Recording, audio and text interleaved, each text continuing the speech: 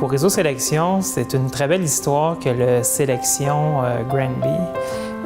Pour nous, ça a été beaucoup de travail de collaboration avec la ville pour venir s'implanter dans un secteur qui était depuis quelques années abandonné.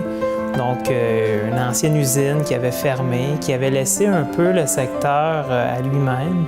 Puis, en travaillant avec la ville, on a réussi à ramener, dans le fond, cet esprit, cette vie-là qu'il y avait autrefois, où il y avait des travailleurs qui faisaient vivre les commerces autour, qui animaient le quartier.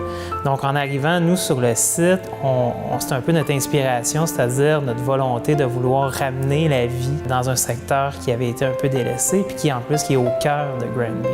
Je représente mon équipe d'architecture. Puis au sein de l'équipe, ce qu'on a, c'est une personne qui a grandi à Granby.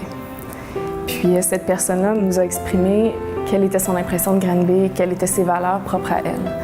Donc je dirais que le projet, tant au niveau architectural qu'au niveau du design d'intérieur, a été réfléchi en fonction de son expérience et des éléments qu'elle prenait comme étant des choses importantes pour elle. Donc je dirais que l'architecture est aussi née des usagers en tant que telle.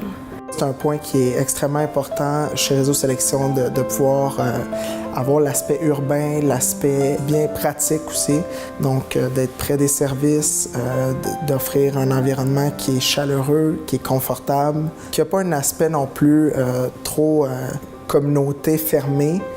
Ça, on a voulu éliminer ça. On aime mieux que ce soit bien intégré à la ville. Puis ça, c'est un point qui est très important. Donc, on a une hauteur de bâtiment qui respecte les volumes autour, qui a une belle relation aussi avec le cadre bâti, donc qui est situé à proximité de la voie publique, qui a une implantation très urbaine. Donc, on donne une intimité tout en amenant une certaine interaction avec la rue, avec la ville.